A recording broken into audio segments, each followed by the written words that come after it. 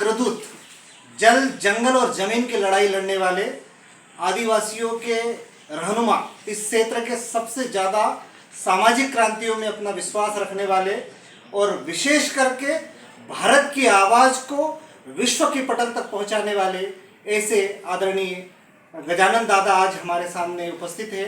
अभिवादन स्वीकार कीजिए। मैं हूं आपका दोस्त बालकृष्ण बाविस्कर। आदरणीय दादा, आपका हमारे चैनल में हार्दिक स्वागत है। पिछले दिनों भोपाल में मुख्य प्रधानमंत्री श्री नरेंद्र मोदी जी ने यूसीसी को लेकर बात कही, समान नागरिक संहिता को लेकर बात कही। क्या आदिवासी इससे इत्तेफाक रखता है?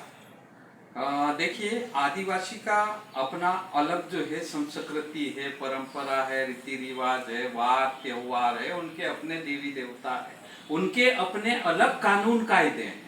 उसी कानून कायदे के तहत आदिवासी जो है अपने समाज में जो है चलता है, समाज में को चलाता है।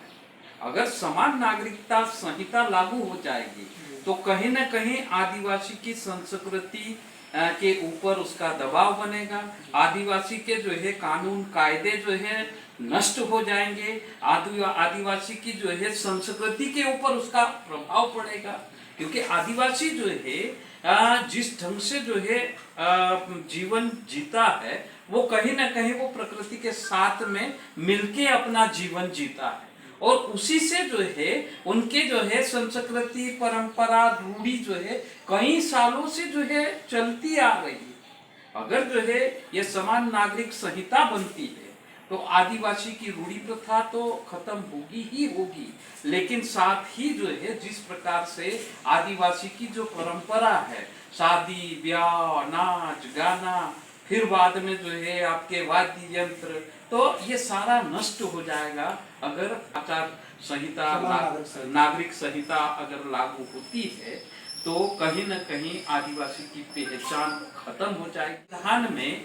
आदिवासियों के लिए अलग प्रावधान संविधान रचिता ने कर रखे हैं। उस संविधान के अनुसार जो आदिवासियों को, चाहे वो मौलिक अधिकार हो या अन्य अधिकार, जिस तरह से आदिवासियों को मिले, यानी कि आदिवासी जो है वो संविधान का सम्मान करता है, संविधान की बात मानता है, संविधान के कहे अनुसार चलता है। लेकिन संविधान में एक व्यवस्था है, संविधान के भाग 4 में अनुच्छेद 44 में यह व्यवस्था है कि सभी के ऊपर समान कानून लागू होना चाहिए, ताकि जो पिछड़ा है, दलित है, जो पिछड़े लाइन में है, उसका भी कल्याण सामाजिक और आर्थिक रूप से होना चाहिए। तो आप यदि विरोध करोगे तो फिर आपका सामाजिक और आर्थिक स्तर से कल्याण कैसे होगा? नहीं, आर्थिक और सामाजिक विकास करने के लिए हमारे देश के प्रथम प्रधानमंत्री पंडित जवाहरलाल नेहरू ने भी जो है पंचशील सिद्धांत लागू किए। तो उस पंचशील सिद्धांत के अनुसार भी आदिवासी के सामाजिक, आर्थिक और शैक्षणिक विकास हो सकता है। जिस प्रकार से पंचशील सिद्धांत में कहा गया कि आदिवासी की संस्कृति को बचाए रखते हुए विकास कैसे हो, तो विकास अगर करना है तो आदिवासी की संस्कृति, परंपरा को कैसे बचा के रखेंगे और विकास भी उनका हो। तो ये इस तरह से अगर आप काम करेंगे तो आदिवासी का विकास जरूर होगा। लेकिन अभी तक आजादी के बाद में आदिवासी के विकास के नाम पे करोड़ों रुपया आया है, लेकिन वास्तव में जो है आदिवासी की बनाई गई योजना के अनुसार कोई भी काम स्वीकृत नहीं हुआ है। इसी कारण से सरकारी काम जो आता है वो भ्रष्टाचार की भेंट चढ़ जाता है और आदिवासी का विकास उसी में रुक जाता है। इसको लेकर सुप्रीम कोर्ट बार बार कह रही है सरकार को, केंद्र सरकार को, कि आप समान नागरिक संहिता लागू करें, और आपका वर्ग कह रहा है कि समान संहिता लागू नहीं होनी चाहिए। तो आप सुप्रीम कोर्ट की भावना का सम्मान करेंगे कि सरकार का? देखिए, हम लोग जो है सरकार और सुप्रीम कोर्ट की भावना को सम्मान तो करते हैं, लेकिन ना तो सरकार जो है आदिवासी को पूछ रही है, ना सुप्रीम कोर्ट पूछ रहा है। भाई, आदिवासी कैसे जो है, सरकार तो 75 साल 76 साल हुआ आया, उसके पहले भी आदिवासी यहाँ रह रहा था।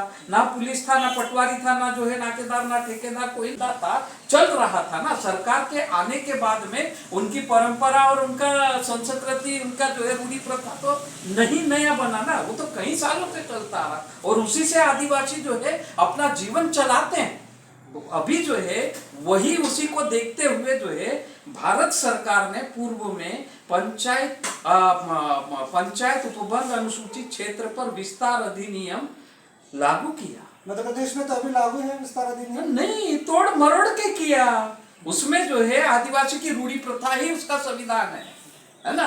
और आदिवासी के जो है गांव के भीतर आने वाला सामुदायिक संसाधन के ऊपर गांव का नियंत्रण होना चाहिए। आदिवासी क्षेत्र में जो है जितने भी सरकारी संस्थाएं या गैर सरकारी संस्थाएं काम करती, उसके ऊपर नियंत्रण करने का अधिकार उस गांव के लोगों का होना चाहिए। लेकिन अभी तो जो है मध्य प्रदेश सरकार ने तो जो है ये कहा है नियम में कि वो जो है 1993 वाला पंचायत राज अधिनियम का नियम को लागू कर दिया और पेशा को जो है पीछे धकेल दिया। अगर वो पेशा कानून को सही मायने में लागू करते तो उस गांव के परंपरा, रीति रिवाज, संस्कृति प्लस जो है उनके विकास को जो है कैसे हम कर सकते हैं, तो उन गांव को जो है योजना बनाने का अधिकार, उस गांव को जो है कैसे जो है संचालित करेंगे, उस गांव के जो है संचालित करने के। विवाह को लेकर आदिवासियों में क्या परंपरा है? क्योंकि समान नागरिक संहिता कहती है, प्रधानमंत्री के ही शब्द यदि कहूँ तो वे कहते हैं कि एक परिवार के लिए अलग अलग कानून नहीं होने चाहिए, लेकिन आदिवासी में बहुपत्नी विवाह का जो परंपरा है, फिर आप उसके दृष्टिकोण से देखते हैं? देखिए, आदिवासी जो है स्वतंत्र है। आदिवासी में जो है महिला स्वतंत्र है।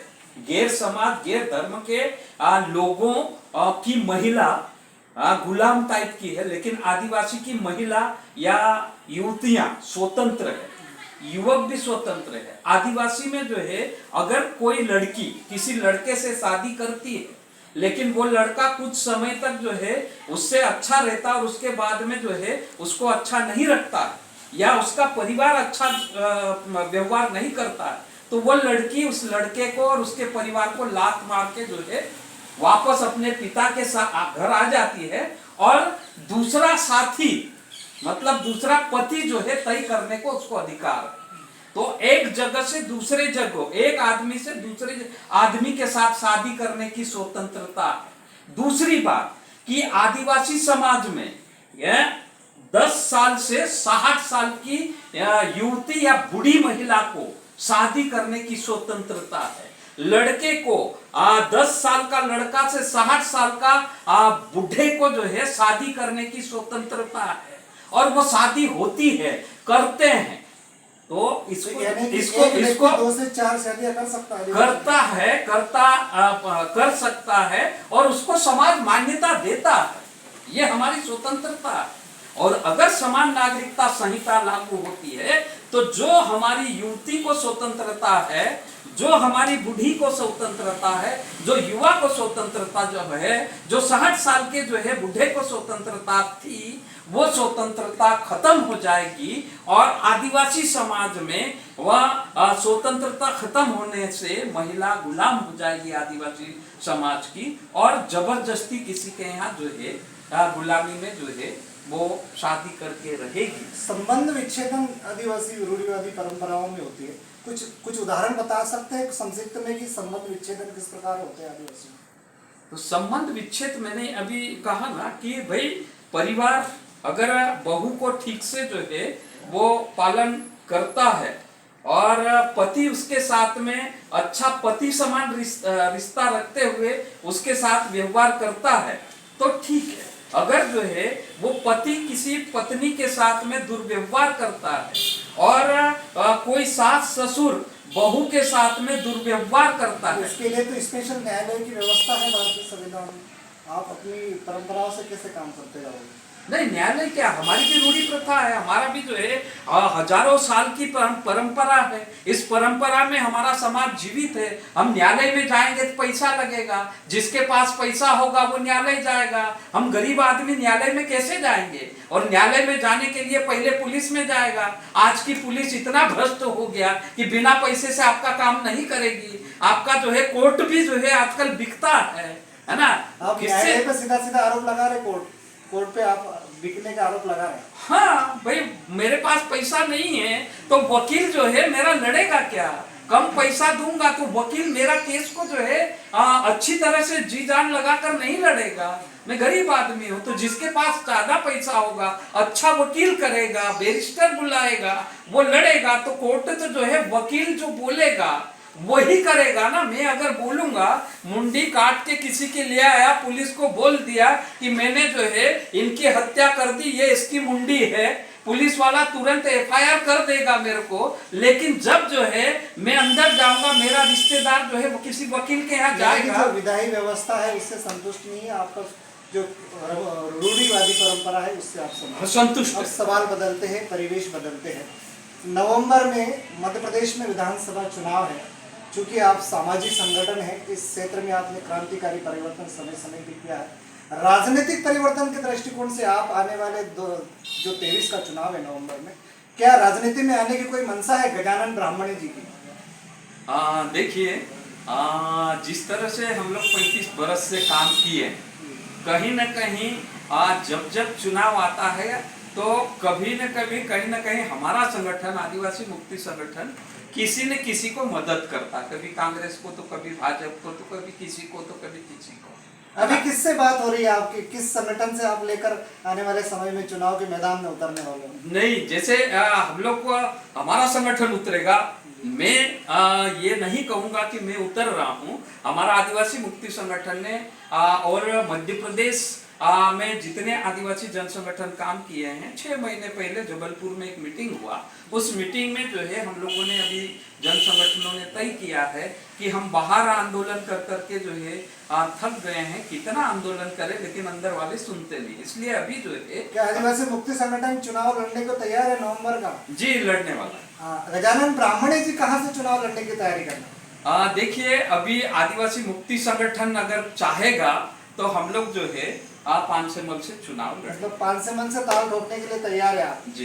क्या अपेक्षा रखते हैं कि आप जीत जाएंगे और किस आधार पर, क्या प्रोजेक्ट होगा कि आप जीत जाओ? देखिए, पिछले 35 साल का हमारा जो काम है, उस काम के आधार पे हम गारंटी के साथ में ये दावा करते हैं कि हम जीत जाएंगे। उसी प्रकार से बड़वानी जिले में 4 विधानसभा है, राजपुर है, बड़वानी है, सेंधवा है, पानसेमल है। चूंकि आप पानसेमल क्षेत्र से आप ताल ठोक रहे हैं, आपने खुले रूप से हमारे कैमरे के सामने स्वीकार किया। सेंधवा, राजपुर और बड़वानी पर लेकर क्या योजना है आपकी? किस चुनाव में आप रहेंगे? किस पार्टी से गठबंधन करके उतरे? जैसा देखिए, हम लोग अभी बात कर रहे हैं कांग्रेस पार्टी के साथ में। गुजरात में जिग्नेश मेवाणी ने जिस तरह से चुनाव लड़ा निर्दलीय रूप से, तो हम लोग भी निर्दलीय रूप से चुनाव लड़ने की मांग कांग्रेस पार्टी के साथ में रखे हैं कि आप जो है पानसेमल विधानसभा में हमारे संगठन के कार्यकर्ता को चुनाव लड़ाएंगे, और आप जो है कांग्रेस पार्टी के तरफ से जो है हमारे सामने उम्मीदवार खड़ा नहीं करेंगे, आप हमारा समर्थन करेंगे, और जब हम यहाँ से जीत जाएंगे तो सरकार बनाने में हम आपकी मदद करेंगे, और संसद चुनाव आने वाले हैं, उस समय भी हम मदद करेंगे। उसी के हाँ, उसमें भी हम मदद करेंगे। कांग्रेस को मदद कर रहे हैं? कांग्रेस को मदद करेंगे। और उसी के बीजेपी को क्यों नहीं करते हो मदद आप? देखिए, अन्य पार्टियों क्यों नहीं कर पाते? देखिए, अभी बात कांग्रेस से चल रही है, अन्य पार्टी से जब भी बात करेंगे तब सोचेंगे, लेकिन अभी बात हमारी कांग्रेस पार्टी से हो रही है। आपको क्या लगता है कि आपके समाज की बात, विशेष करके आदिवासी समाज की बात, कांग्रेस पार्टी रखती है या बीजेपी रखती है? देखिए, अभी तक जो है हमारा पिछले 35 साल का अनुभव रहा है कि कोई भी आदिवासियों का मुद्दा होता है तो बीजेपी बात नहीं करती है, कांग्रेस बात कर लेती है। और बात करने के कांग्रेस की ओर झुकाव दृष्टिगत हो रहा है आपका? हाँ जी, मतलब जो है बात तो हो रही है, मुद्दे का समाधान जब भी होगा देखा जाएगा, लेकिन कोई बात करने वाला तो तैयार है। मूल मुद्दा है और अंतिम प्रश्न है, जल जंगल जमीन को लेकर आप तो पिछले 35 वर्षों लड़ रहे हैं। संविधान की 5वीं अनुसूची और 6वीं अनुसूची के संदर्भ में आप लोग बात कर रहे हैं। क्योंकि कांग्रेस समर्थन या कांग्रेस को लेकर आपकी बात है, कहीं ना कहीं कांग्रेस की संतुष्टि, कांग्रेस की ओर संतुष्टि आपकी बातों से दृष्टिगत हो रहे। किंतु जो कमलनाथ जी है, उनके 10 माह की सरकार रही मध्य प्रदेश में, उस दौरान 5वीं 6वीं अनुसूची और ये जो मैंने तमाम उदाहरण दिए, उसमें क्या परिवर्तन कर दिया कमलनाथ जी ने? देखिए, हम लोग जो है जैसे भी कमलनाथ जी की सरकार बनी थी, उस समय जो है उनके साथ में लगातार संपर्क में थे। जैसे आप समान नागरिक संहिता की बात करें, उसी समय हम लोग जो है कमलनाथ जी से मिले थे और मिलने के बाद में आदिवासी रूढ़ी संहिता बनाने की बात चालू हो गई थी, क्योंकि जो है आदिवासी की रूढ़ी प्रथा होगी तो ही जो है आदिवासी का लिए जो है अलग कोई कानून बनेगा। और दूसरा जो है हम लोगों ने जो है वन अधिकार मान्यता कानून 2006 के तहत जिस तरह से आदिवासियों को सामुदायिक अधिकार मिलने चाहिए, तो उसको लेकर भी बराबर जो है हमारा उनके साथ में जो है संपर्क था और वार्ता जो है चल रही थी। उसके बाद में हम लोगों ने जो है पेशा के नियम को लेकर भी जो है उनसे बातचीत जो है बरोबर करते रहे और वो तैयार थे कि पेशा के नियम जो है जल्दी केंद्र के इन मुद्दों को लेकर कमलनाथ जी से आप लोगों की चर्चा चल रही।